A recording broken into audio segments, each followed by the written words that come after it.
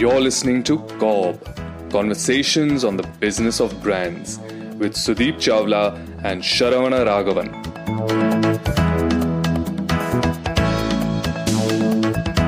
We've been talking about frameworks and rules for marketers to follow and how they can be better marketers, Sudeep. Let's get into a bit of storytelling today. As you say, it's one of the best traits of a marketer. And there's no great story without a protagonist and an antagonist. So why don't you take us back to a time where you were up against the antagonist and tell us what you did there as a marketer? Okay, fair enough, Sharan.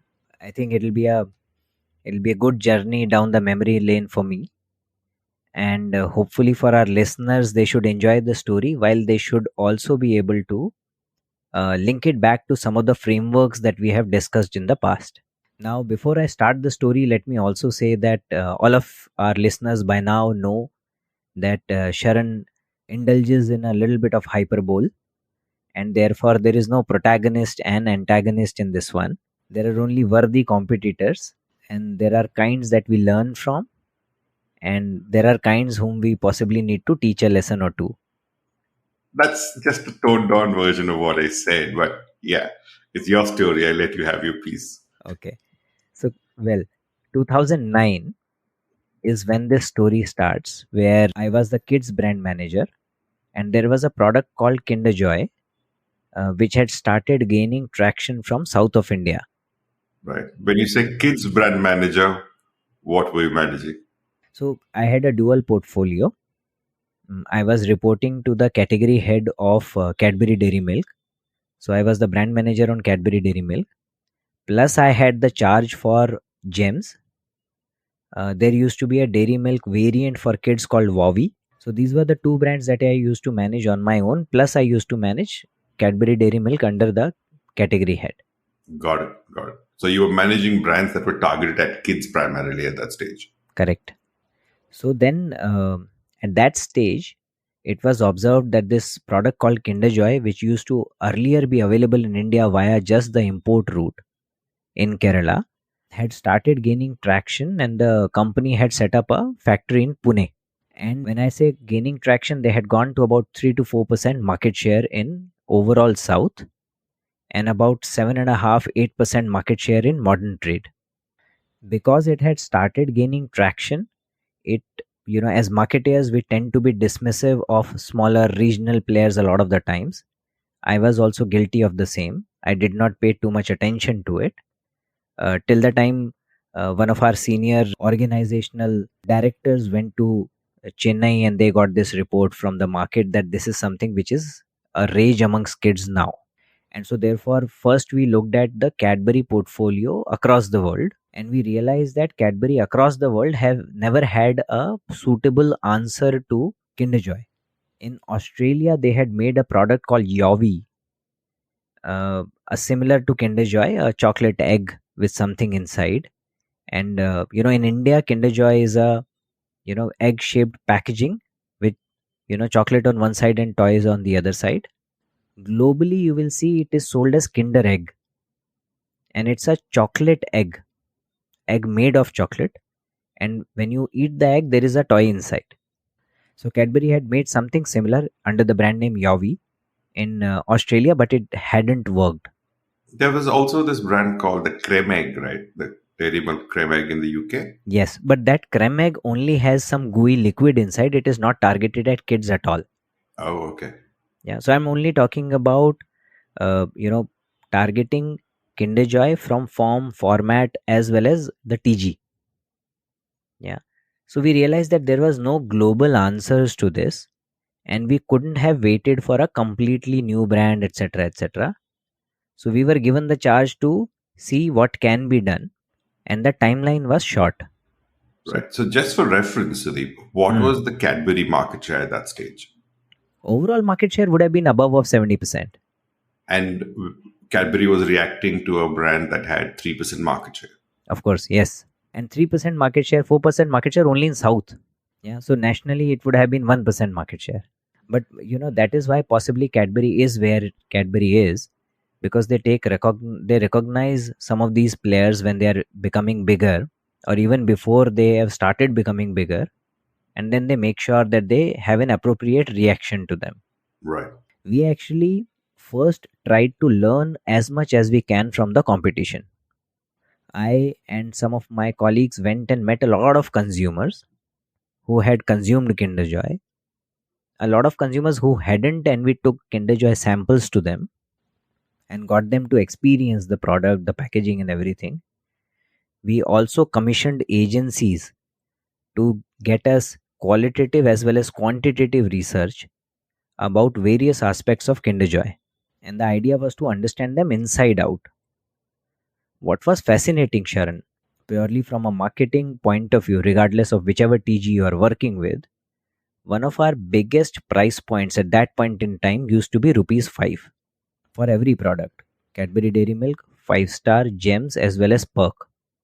We were primarily a rupees 5 company at that point in time. Everything expensive, which was either rupees 10, rupees 20 variants, or variants like fruit and nut, crackle, etc., were significantly smaller. And here was this product which had launched at about 30 rupees and selling like hotcake amongst kids of all the ages. Right. So that was the first thing that the competitor taught us, that we could actually think outside that rupees 5, rupees 10 bracket and really think value for money rather than put down money. When we broke down everything that Kinder Joy was offering, we were quite fascinated with it. It was an extremely well designed product. If you look at the packaging when you go to a shop, you will find that it has this lovely trays with eggs stocked on it. One of the most fascinating things that you will see is that there is this side tail to each egg. Now, there is no reason for that tail to be there, but that tail serves two purposes. Number one, it fits into a groove and therefore it makes sure that the egg stays vertical. Number two, the tail also provides a handle to open the egg. What the kids played back to us, Sharan, was that eating Kinder Joy is an experience in itself. Just the fact that they are still unwrapping it, they buy it, then they break it open, then they have to open both sides. Yeah. So all of that was almost like an unwrapping the gift. And what they say is sometimes the excitement of unwrapping the gift is more than actually getting the gift. Right. I think you also touched upon this in one of the previous episodes about chocolates. The delayed Yes, gratification is what correct, gives the kick. correct. So this whole act was enjoyed by kids. Yeah. And Right. then, of course, the product, it was a gooey, messy eat, a very creamy chocolate kind of a um, product with crunchy texture also thrown in. So therefore, there were a multitude of textures. So all of that was great. The toys were good quality. Yeah. And what they did for additional measure was put up a proposition to the mothers that the product has some goodness in it. Yeah. And all of this cream, etc., was supposed to contain some goodness. So there was goodness of calcium in the cream and goodness of vitamin B in the wafer balls, etc., etc. Yeah. So all of them, that was layered very well. So therefore, there was logical reasonings for the mother to buy into the product, and there was sufficient attraction in the product for the kids to demand it. Yeah.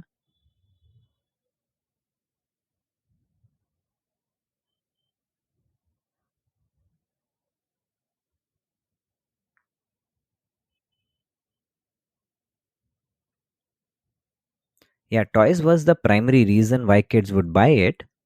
But kids have a significantly large repertoire of chocolates. So every few days they will consume a number of brands, chocolates and confectionery, and therefore they would yearn for the same old Kinder Joy after some time. So honestly, having the same chocolate inside was not a problem for them, as long as the chocolate taste, chocolate delivery was wonderful, which it was. Yeah, so we learned a lot of things from their communication, whatever they were saying on their packs, as well as how consumers were interacting with them. There were so many wonderful things about them. Yeah. What we did not know at that point in time, how to beat them. We had no clue. Yeah. But we understood, okay, what are they about? You figured out what's working for them. And, we employed what we call as branding prerequisite framework at that point in time. Our listeners might remember that branding prerequisite framework has sections for category, consumers, and competitors. So we understood the category well earlier. There were a few things that Kinder Joy taught us about the category. They taught us a lot about the consumers and the competition themselves. Next, everybody might remember there was benefit laddering that we spoke about, which is The FAB. fab, yeah. Fab, yeah. Features, advantage, and benefits. So when you ladder a Kinder Joy, from a feature perspective, you would realize it has gooey chocolate plus wafer balls plus toy. And they had put up the proposition of the fact that the toys stimulate the mind. So the next layer was goodness of milk plus mind stimulation. Wow. This is also a feature. I think that's very clever. I mean, It we can is. laugh about it today, but it's actually a pretty clever phenomenon. Then there was great shelf packaging, there were bright colors, and there was egg shape. All of these are features. And I also remember they had this arrangement, like the egg arrangement, which could sit on the cash till and be displayed very prominently in every general trade store. Excellent shelf design. So with all of these features, their advantage was that it was liked by kids, and the layer that they had constructed, that it was good for kids also. And therefore parents had no objection. Yeah, that's a deadly combination, which is what Oreo also tried to do later on. But it was liked by kids and good for kids. And it was a stated benefit in their communication that it creates moments of togetherness and happiness between parents and kids. Does this remind you of another brand? Yeah. So a lot of the brands in kids space have later tried to exploit this very space itself, but it specifically spoke about this insight in the TVC. Yeah, and the TVC ends with both the kids kissing their mother on either cheek after she hands them a Kinder Joy, and she feels happy about it. Yeah, those are the moments of togetherness and happiness every parent yearns for. So just as we go on, are you saying you reverse engineered the framework for Kinder Joy after having spoken to consumers? Because the first time we spoke about it in the previous episode, you said how we can do it for our own brand. Yes. By talking to consumers, by looking at their communication, and by reading through whatever is written on their pack, we were able to reverse engineer the FAB ladder for them. Beautiful. Okay. Yeah. You're listening to CoBB, Conversations on the Business of Brands. Your hosts are Sudeep Chawla, marketing practitioner, business leader, and educator to advertising and marketing professionals, and Sharan Raghavan of Vitral Brand Expertise, growth consultants to consumer-facing brands and businesses. For more information, go to cobcast.net. If you find this podcast helpful, please help us by telling your friends and rating us. What next? So what did you do? Now that you've understood what Kinder Joy is about, what their strengths are, why they're working, what were the next steps you took? So what we also did, Sharan, was we were also trying to understand the why. Now their TVC stated everything. It stated features, it stated advantage, and it stated benefit also. So therefore we wanted to just understand the why.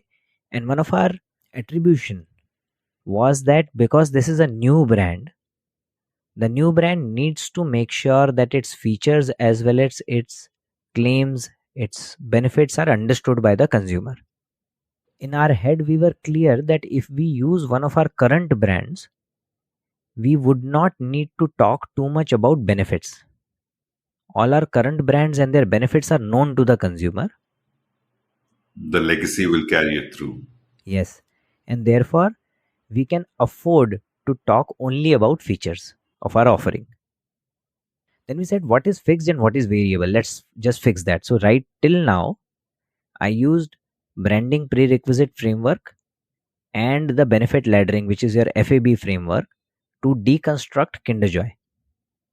Now when I come on my side, I have to decide what is fixed, what is variable, because the only the variable part I need to worry about.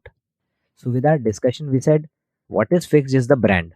Yeah, we are not going to change with the brand. We are not going to launch a new brand because the speed to market was extremely critical. Now, if I don't need to change the brand, therefore I don't need to worry about a lot about graphics, packaging, etc., etc. A lot of the things come as part of the package. Variable, of course, is what will be my packaging format, what will be my product plus plus offering, and what will be my proposition and communication. Okay. We had three brands to choose from. One, the master brand, which was speaking to all TGs, including kids, which was Cadbury Dairy Milk.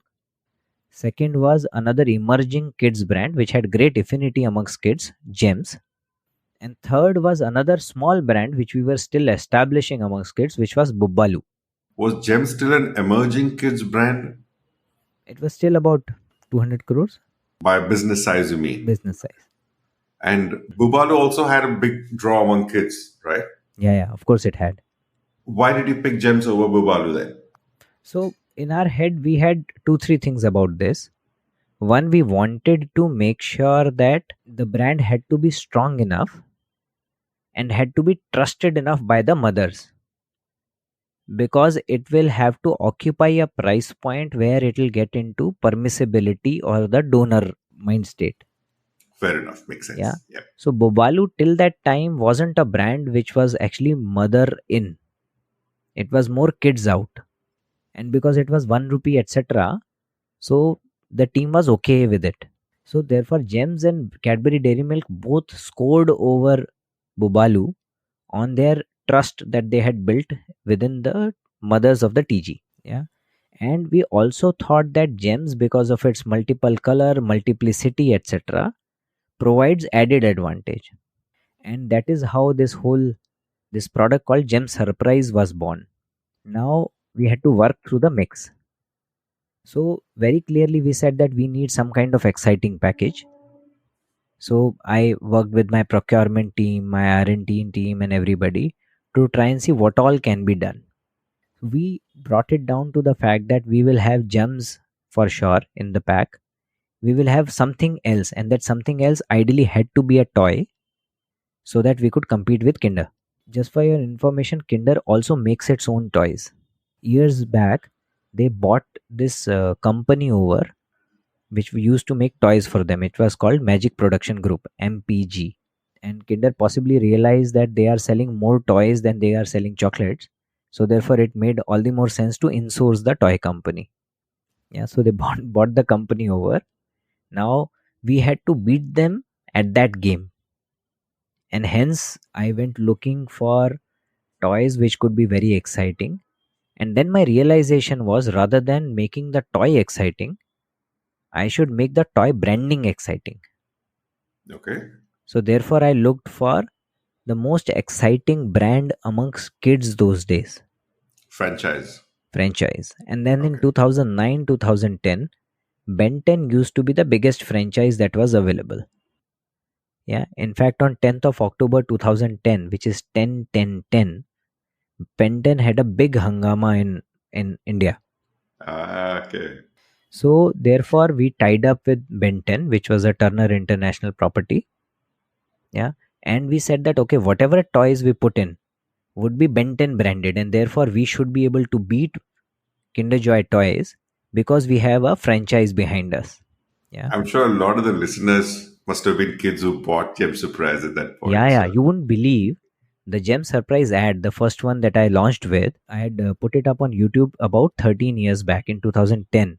I still get comments on that ad every month, every 2 months, at least one comment which says, "Oh, I used to love this ad. I used to find diamond head. I used to find forearms in my toys, etc., etc." There's so many teens and adults now who used to be kids then.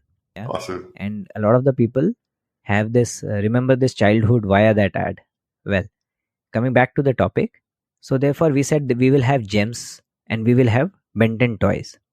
Now, how do we package them? Yeah, so my packaging partner came up with this idea that let's have a ball. Yeah, put these both inside. Ball will be exciting for the kids, and we will put the ball inside a box. And why did we put it inside the box? Because we were not able to figure out how to make the ball stand still on the tray. You couldn't add a tail to the ball. We couldn't add a tail to the ball. Whatever ball was available, we got the ball made. And we got the ball made like a season ball is made, right? If you see a season ball, it has a seam in the middle. So it has two halves which are joined together, and then they are seamed together. Now this one was obviously plastic, so they had to be screwed together, but it had two halves. And we launched it in the market. So we said that, okay, we had great quality Benton toys. We have the trust of gems versus excellent quality chocolate of more exciting chocolate of Kinder Joy, good quality toys. So we said they have possibly advantage over us in terms of chocolate because it is more exciting, new, etc. We have advantage in toys. Right. So we were at par at that point in time. And I remember, when you're saying you put the ball in a box, I remember very clearly that the ball was exposed. The box was more a support system to keep the ball in place on shelf. Yes. The ball was facing frontwards, and about 40% of the ball was visible, or maybe 30%, and the rest of it was tied inside the box. And frankly, we had done a very cottage industry solution. The ball was held inside the box using a double-sided tape. Not becoming of Cadbury at all, but desperate times call for desperate measures. So we, in 9 months flat, we got this out. In fact, I received an innovation award also for this. Oh, awesome. Yeah. But again, not just because of me. Credit to the management, which gave a very clear mandate, and all hurdles were removed for me. Credit to the cross-functional team which was working for me, which was working along with me. Now, this was only the first launch that went out, Sharan. Very soon we realized, so we were able to, we partnered with a vendor who got figurines, small figurines of Benton characters made for us. So about 5 or 6 figurines. You remember the figurines? Of course I do. That was my Awesome. life those days. So I can count them on my fingers. So we had 5 or 6 of them, including Wild Mutt. And that is what we launched with. And then we realized that the people had started complaining that they are getting same figurines again and again. So we realized that we need to step up our game. Secondly, as soon as you give the ball to an Indian, what does an Indian do? Cricket. They'll play cricket with it. And this ball was screwed from the middle and it'll immediately open up. Right. That was another complaint, that we never said with that we'll allow you to play cricket, but they started playing cricket with it. And I had put in all the effort to make it exciting. So all the balls were either in golden or in silver color. Okay. So we said we will make it as exciting as possible. Then we found more colors. So all the balls used to be in blue, red, all green, but all of them were pearly colors, nice premium balls. So we put a lot of effort in this. But these are the two factors we identified where we were not living up to people's expectations. And frankly, the team and I saw this as an opportunity to not just to live up to people's expectation, but also to defeat Kinder Joy. Right now, we were at parity. Our toys were better, their chocolate was better. So what we did was that we worked with our vendor and we said that if we think Benton in, our choice of toys will be limited. So we went toy out. We said, what are the exciting toys we can find in the market? We found all of those. Which one those are good quality and safe enough to be put inside our offering? We chose those. I got about 38 short listings. Okay, so you decided to give up the franchise. No, I didn't. Okay. What I did was I branded those toys with Benton, even if that toy had nothing to do with Benton. So Okay. I'll give you an example. I found a crazy clay. It was a clay. If you make a ball out of it and if you throw it, you expect a clay to stick, right? Right. This would bounce back. Oh, wow. Now this has nothing to do with Benton, but I branded it as Benton clay. So he said that these are all barriers in our head. Kids are imaginative creatures. You give them something, they'll be able to associate Benton with it. All we did was we made sure we made everything green and black, which is usually the Benton color. Benton colors, yeah. So we thought like that. So suddenly from 6 figurines, now we had 6 plus 38. Wow. So suddenly Wow. 44 toys. So that was bumper. Then we went and we explored more mold making technologies, and we found this what is called as IBM, injection blow mold technology, and via that we were able to make a ball where the lid was very very small. About 80%, 90% of the ball was completely solid, One piece. one piece, and then you had to just screw a small lid, and that became my playable ball. It was so lovely, you could really play proper cricket with it. Although we got feedback later that the seam position is not nice, it is slightly wobbly. Anyways, I don't know whether people were expecting us to make kookaburra balls or what, but we were able to correct both these flaws which were pointed to us by the consumers, and that is where we got confident that yes, now we have got multiple ticks on our side. So while Kinder Joy has good quality toys and excellent chocolate, we have got Benton toys, we have got unbeatable variety, and we have got a lovely playable ball. And we took the box out then. We went with the balls exposed completely on the tray, and that in fact became more alluring for the kids. Now, as I had said earlier in one of the podcasts, Sharan, your strength of your offer also depends on your ability to excite your sales team. With all of these improvements made, we were very sure that our sales team would be very very excited. Yeah, and that is what we were able to do. Yeah, and therefore my first job was to excite my modern trade team, which was on the forefront, which was really getting significant contribution from Kinder Joy. That is where we created significant impact. We came to about, I don't know, in modern trade I think about 4.5% market share against Kinder Joy's 7. So their 7 came down to 6. We gained 4.5 from other players. So we started measuring up to them. Yeah. And similarly, in traditional trade also, we were able to gain significant market share with this. Yeah. And as I said earlier, we got the innovation award also. Amazing. While we were able to do whatever we were able to do, I would still give credit to 2-3 things here. One, possibly a structured thinking, which was taught to us via some of the frameworks that we were using in our early marketing days.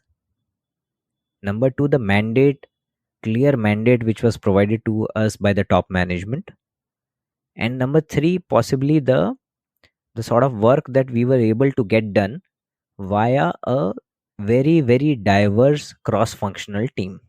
So therefore I was, as to use a phrase which you liked a lot, a king without the crown. Yeah, and you definitely rule the roost there. Yes. I think it's a wonderful story, Sudeep. The way you walked us through the process, and while you say the frameworks helped, I think it's what caught my attention was that how you managed to reverse engineer the entire framework to put it in your language of understanding and then attack. So while you say there's no antagonist here, it is a competitive game at the end of the day.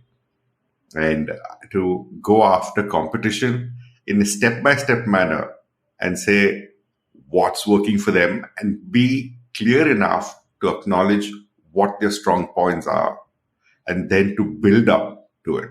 And what also impressed me was that while the focus was clearly on competition, it was also on delighting the consumer and not stopping with beating the competition at one level. I can see how close this has been to you because the otherwise very stoic Sudeep Chawla is talking about Benton characters and definitely makes for a wonderful story. Thank you for sharing that with us today. Thanks, Sharan. Thank you very much.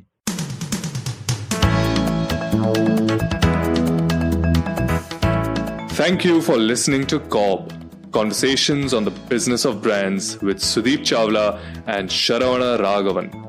Subscribe and learn more at cobbcast.net. That's CoBBCAST.net.